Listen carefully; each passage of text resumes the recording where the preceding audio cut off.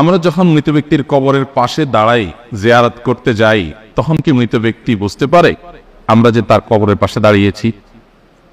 আমরা যখন টের পান, তাদের ধ্বংসাবশেষ মাটির সাথে মিশে গেলেও আল্লাহ রাব্বুল আলামিন বারজাখী জীবনে, এটাকে বারজাখী জীবন বলে, মৃত্যু থেকে নিয়ে কিয়ামতের আগ পর্যন্ত যে জীবনটা আছে, এখানে মানুষের শরীর মাটির সাথে মিশে যাক, পানিতে গলে যাক, যেখানে যে অবস্থা থাকুক, সেখানে এক প্রকারের রূহ আল্লাহ তাআলা শুধুমাত্র বিশেষ কিছু জিনিস যেগুলো আল্লাহ তাআলা অনুভব করাতে চান, সেগুলো অনুভব করার ক্ষমতা আল্লাহ তাদেরকে দেন।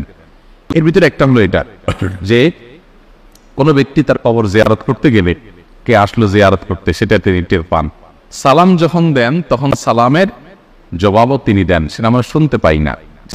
মত ইমাম ইবনে আব্দুল বার রাহিমাহুল্লাহ, বরাতে ইবনে কাইয়িম রাহিমাহুল্লাহ, অনেক আপনার সমকালীন ওলামাদের মধ্যে শেখ বিন বাজ রাহমাতুল্লাহ আলাইহি সৌদি আরবের সাবেক গ্র্যান্ড মুফতি, উনি এ বিষয়ে ভিন্ন মত পোষণ করেছেন, আর অনেকেই ভিন্ন মত পোষণ করেছেন। তারা বলেছেন যে মৃত ব্যক্তি টের পায় কি পায় না, এই বিষয়টা হাদিস দ্বারা চূড়ান্তভাবে পরিষ্কারভাবে ক্লিয়ারলি প্রমাণিত হয়।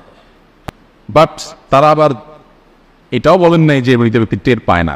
তো উভয় মতকে সামনে রেখে আমরা বেশিরভাগ সালাফ বা পূর্বসূরি ওলামাদের এই ক্ষেত্রে যে মতামত পাই, সেটা হলো যে তাদের মতামত হলো হাদিসের আলোকে যে মৃত ব্যক্তি তার পরিচিত অপরিচিত যে কোনো ব্যক্তি কবর জিয়ারত করলে তাকে যখন সালাম পেশ করে, তখন রব্বুল আলামিন তাকে এই সালামটার জবাব দেওয়ার জন্য যে রূহের প্রয়োজন, যতটুকু অনুমতির প্রয়োজন, সে মাটি ধ্বংসাবশেষ যেখানে যে অবস্থা আছে অতটুকু আল্লাহ তাআলা ফেরত দেন এবং তিনি রিপ্লাই করেন। সেটা আমরা শুনতে, তাদেরকে জানুক বা না জানুক, আমরা গেলাম কি গেলাম না, সেটা টের পেলেন কি পেলেন না, এর চেয়ে বড় বিষয় হলো আমাদের জন্য কবর জিয়ারত করা সুন্নাহ।